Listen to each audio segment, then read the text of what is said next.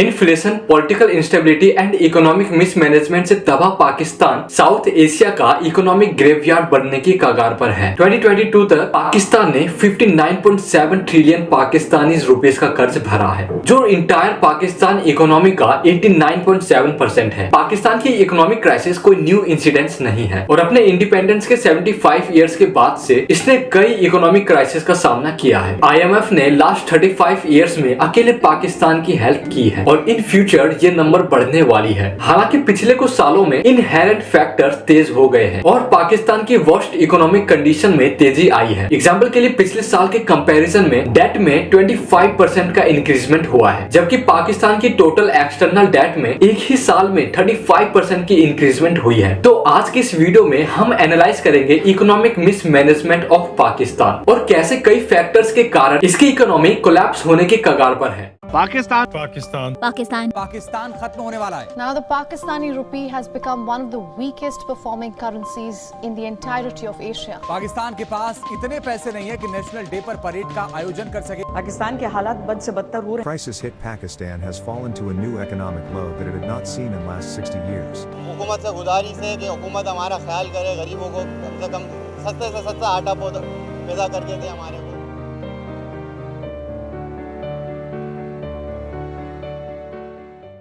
ये समझना जरूरी है कि पाकिस्तान के इकोनॉमिक इश्यूज कोई रीसेंट फिनोमिनन नहीं है, बल्कि खराब economic policies, political turmoil, terrorism, fundamentalism, inherent corruption and military dominance की देन है, जो एक जाइंट बॉम्ब में बदल गया है और जिसके ब्लास्ट होने पर कंट्री पर ही नहीं बल्कि पूरे वर्ल्ड पर इम्पैक्ट पड़ेगा। पिछले कुछ सालों में कंट्री के एक्सेसिव एक्सटर्नल बोरोइंग्स के कारण करेंसी गिर गई है और रिलेटिवली इंपोर्ट्स एक्सपेंसिव हो गए हैं। जून 2022 तक इन्फ्लेशन ऑल टाइम हाई था और जिसके साथ फूड के प्राइसेस तेजी से बढ़े हैं। Other low to middle income developing countries के कंपैरिजन में poor governance and low productivity per capita ने पेमेंट क्राइसिस को जन्म दिया, जहां कंट्री इंपोर्ट करने के लिए फॉरेन एक्सचेंज को खरीदने के लिए असमर्थ है।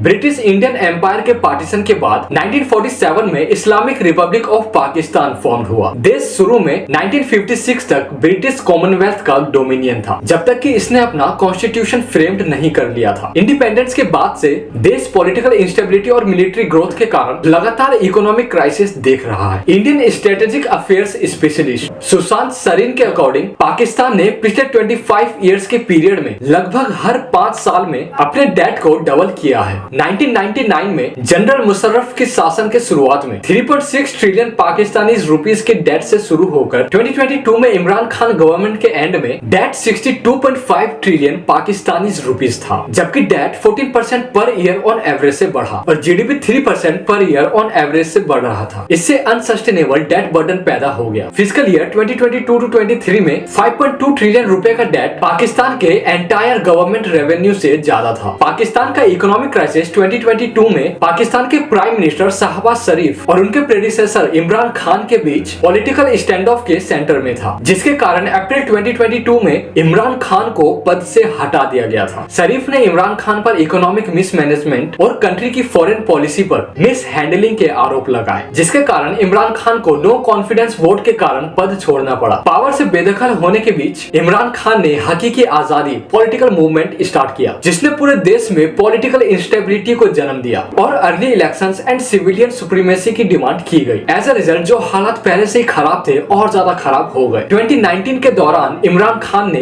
IMF इंटरनेशनल मॉनेटरी फंड से एक डील करने की कोशिश की और दोनों कई टर्म्स एंड कंडीशंस से एग्री हुए, पर इन्फ्लेशन बढ़ने के कारण इमरान खान को IMF से लोन नहीं मिला। पाकिस्तान के इंफॉर्मेशन मिनिस्टर मरियम औरंगजेब ने 19 मई 2022 को न्यूज कॉन्फ्रेंस में कहा कि इन्फ्लेशन को कंट्रोल करने के लिए, फॉरेन एक्सचेंज रिजर्व्स को स्टेबलाइज करने के लिए, इकोनॉमी को स्ट्रॉन्ग एंड इंपोर्ट्स पर कंट्री की डिपेंडेंस को कम करने के लिए अननेसेसरी और लग्जरी आइटम्स पर बैन लगा दिया गया था। शरीफ ने उस टाइम कहा कि इस डिसीजन से कंट्री की प्रीशियस फॉरेन एक्सचेंज की बचत होगी। मई 2022 के एंड में गवर्नमेंट ने IMF के कहने पर फ्यूल के प्राइसेस को बढ़ा दिया। IMF ने इस्लामाबाद पर इलेक्ट्रिसिटी प्राइस को बढ़ाने, टैक्स कलेक्शन और बजट कट्स पर जोर दिया। पाकिस्तान के federal minister for planning and development एहसान इकबाल ने 14 मई 2022 को रिपोर्टर से कहा कि पाकिस्तानी अपने टी कंजप्शन को एक दिन में 1 या 2 कप तक कम कर सकते हैं, क्योंकि क्योंकि इंपोर्ट्स गवर्नमेंट पर एडिशनल फाइनेंशियल प्रेशर डाल रहा है। इकबाल ने कहा कि हम जिस टी को इंपोर्ट करते हैं उसे क्रेडिट पर इंपोर्ट किया जाता है। ऑब्जर्वेटरी ऑफ इकोनॉमिक कॉम्प्लेक्सिटी के according south Asian nation 220 million का वर्ल्ड का लार्जेस्ट टी इंपोर्टर है, जिसने 2020 में $640 मिलियन से ज्यादा की टी खरीदी है। पाकिस्तान में इन्फ्लेशन जून 2022 में 21.3% तक हो गई, जो दिसंबर 2008 के बाद से सबसे ज्यादा है। पाकिस्तान के फाइनेंस मिनिस्टर मिफ्ता इस्माइल ने कहा कि जून के एंड में लास्ट ईयर चाइनीज बैंक से $2.3 बिलियन का डेट पाकिस्तान के सेंट्रल बैंक अकाउंट में जमा किया गया था और 2022 में समर में फ्लड्स के कारण पाकिस्तान को $30 बिलियन से ज्यादा का इकोनॉमिक लॉस हुआ था। मार्च 2022 के एंड में स्टेट बैंक ऑफ पाकिस्तान का रिजर्व $11.425 बिलियन था, लेकिन धीरे धीरे 2 दिसंबर को लगभग $6.715 बिलियन पर आ गया था। रुपी के कंसिस्टेंट डेप्रिसिएशन के कारण इकोनॉमिक क्राइसिस और ज्यादा बढ़ सकता है। मार्च के एंड में 183.48 पाकिस्तानी रुपीस थी और 9 दिसंबर 2022 को ये 224 पर क्लोज हुआ। जनवरी 2023 में फर्स्ट टाइम पाकिस्तान के सबसे बड़े बैंक के सीईओ हबीब बैंक ने करंट इकोनॉमिक सिचुएशन के बारे में कहा कि अगर स्टेक होल्डर्स ने तेजी से राइट डिसीजन नहीं लिया तो ये इकोनॉमी के लिए एक बड़ा झटका हो सकता है। जनवरी के एंड में डॉलर के मुकाबले रुपए 20% गिर गया और गवर्नमेंट ने फ्यूल के प्राइसेस को 16% तक बढ़ाया और पाकिस्तानी सेंट्रल बैंक ने हाईएस्ट इन्फ्लेशन से लड़ने के लिए अपने इंटरेस्ट रेट्स को बढ़ाया। फरवरी 2023 में एक इकोनॉमिस्ट ने प्रेडिक्ट किया कि पाकिस्तान में इन्फ्लेशन 2023 के फर्स्ट 6 मंथ्स में एवरेज 33% तक हो सकता है। चाइना ने पाकिस्तान को फॉरेन एक्सचेंज रिजर्व्स को बढ़ाने के लिए 700 मिलियन का और उधार दिया। पाकिस्तान का कंज्यूमर प्राइस इंडेक्स CPI 31.5% तक चला गया और जो 50 इयर्स में सबसे ज्यादा है। पाकिस्तान के फाइनेंस मिनिस्टर ने कहा कि कैश क्राइसिस के कारण चाइना ने पाकिस्तान के लिए $1.3 बिलियन के लोन को वापस लेने के लिए मंजूरी दे दी है, जिससे पाकिस्तान के घटते फॉरेन एक्सचेंज रिजर्व्स को बढ़ने में मदद मिलेगी। वर्ल्ड बैंक ने consumer price index CPI year on year basis 45.1% पर रिकॉर्ड किया गया और जो श्रीलंका के बाद एशिया में सेकंड हाईएस्ट है। CPI सबसे ज्यादा मार्च में 35.4% तक पहुंच गया था, जो mainly cost of food, electricity and transport के कारण था। अप्रैल 4 को वर्ल्ड बैंक ने अनुमान लगाया कि लगभग 4 million Pakistani people lower middle income, जिनकी इनकम $3.6 पर डे है, पॉवर्टी लाइन से नीचे आ रहे हैं। इकोनॉमिक ग्रोथ 5% के टारगेट के मुकाबले 0.4% तक गिर गया है। 10 जून 2022 को पाकिस्तानी गवर्नमेंट ने IMF को 6 बिलियन बेल आउट डील को फिर से शुरू करने के लिए 47 बिलियन का बजट पेश किया। पाकिस्तान पर करंटली $247 बिलियन का कर्ज है और जो पूरे GDP का 97% है। अक्टूबर 2022 में all Pakistan textile mills association APTMA ने अनाउंसमेंट की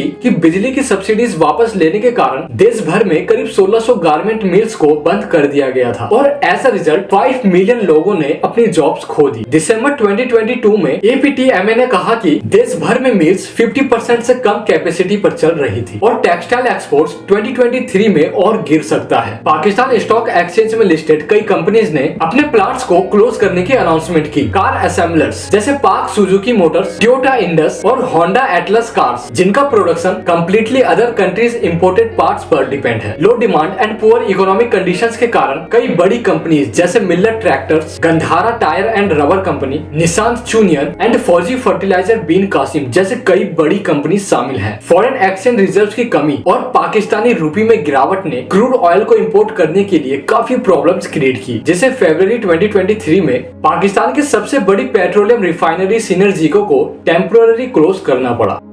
जैसे जैसे इन्फ्लेशन बढ़ता जा रहा है और देश में पॉवर्टी बढ़ रही है, पाकिस्तान को IMF से फाइनेंशियली हेल्प की सख्त जरूरत है। हालांकि इस लोन से देश के कॉमन सिटीजन्स के लिए महंगाई और प्राइस बढ़ने का डर है और जिससे उनका बोझ और बढ़ सकता है। रशिया और यूक्रेन हॉस्टिलिटीज दुनिया भर में राइजिंग इन्फ्लेशन को और ज्यादा बढ़ा रही है। देखना होगा कि पाकिस्तान की current government ongoing economic crisis को कैसे हैंडल करती है।